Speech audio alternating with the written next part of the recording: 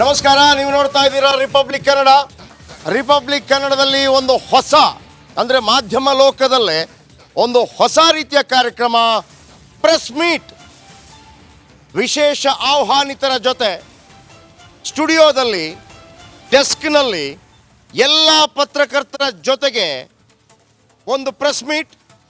ಈ ಪ್ರೆಸ್ ಮೀಟ್ನಲ್ಲಿ ಇವತ್ತು ನಮ್ಮ ಜೊತೆ ಭಾಗವಹಿಸ್ತಾರೆ ಕನ್ನಡದ ಕಲಿ, ಕನ್ನಡದ ಕಿಚ್ಚು, ಕನ್ನಡದ ಕೆಚ್ಚು, ಕನ್ನಡ ಹೋರಾಟಗಾರ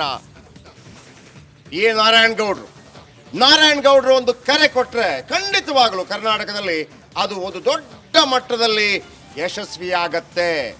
ಹಾಗಂತ ನಾರಾಯಣ್ ಗೌಡ್ರು ಮಾಡಿದ ಹೋರಾಟಗಳಿಗೆಲ್ಲ ಹೂಮಳೆ ಸುರಿಯಿತು ಅಂತ ಅಂದ್ಕೋಬೇಡಿ. ಟೀಕೆ, ಟಿಪ್ಪಣಿ, ಕಿರುಕುಳಗಳು, ಜೈಲು, ಪೆಟ್ಟು ಎಲ್ಲವೂ ಆಗಿದೆ. ಆದರೆ ಒಂದು ಮಾತು ಮಾತ್ರ ಸತ್ಯ, ಯಾವಾಗಲೂ ಕೂಡ ನಾವು ನಮ್ಮ ಪಕ್ಕದ ರಾಜ್ಯಗಳ ಜೊತೆ ಬಹಳ ಪ್ರೀತಿಯಿಂದ ಅಣ್ಣ ತಮ್ಮಂದಿರ ಥರ ಇರುವಂಥವರು ಕನ್ನಡಿಗರು. ಆದರೆ ಯಾವಾಗ ಕೆಲವೊಮ್ಮೆ ಮಿತಿ ಮೀರಿದಾಗ, ಅದು ಮರಾಠಿಗಳಿರ್ಬೋದು ಅಥವಾ ತಮಿಳರಿರ್ಬೋದು, ತೆಲುಗಿನವರಿರ್ಬೋದು, ಮಿತಿ ಮೀರಿ ಕನ್ನಡತನದ ಮೇಲೆ ಮೆಟ್ಟಿ ನಿಂತಾಗ ಅಂಥ ಸಂದರ್ಭದಲ್ಲಿ ತೊಡೆ ತಟ್ಟಿ ನಿಂತ ಕನ್ನಡಿಗ ಟಿ.ಎ. ನಾರಾಯಣ್ ಗೌಡ್ರು.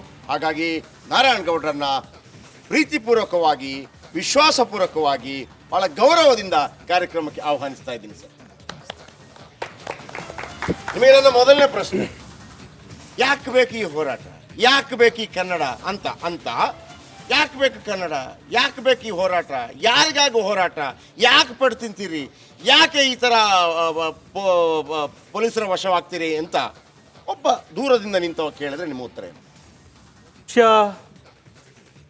ಕನ್ನಡ ಅನ್ನೋದು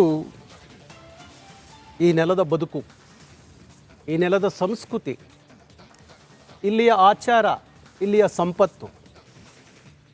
ನಾವು ಭಾಷೆಯ ಆಧಾರದ ಮೇಲೆ ರಾಜ್ಯ ಆಗಿರುವಂಥದ್ದು, ಭಾಷಾ ರಾಜ್ಯಗಳ ಆಧಾರದ ಮೇಲೆ ದೇಶ ಆಗಿರುವಂಥದ್ದು.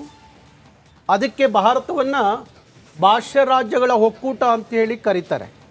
ಹಾಗಾಗಿ ಒಬ್ಬ ಮನುಷ್ಯನಿಗೆ ಭಾಷೆ ಭಾರಿ ಮುಖ್ಯ.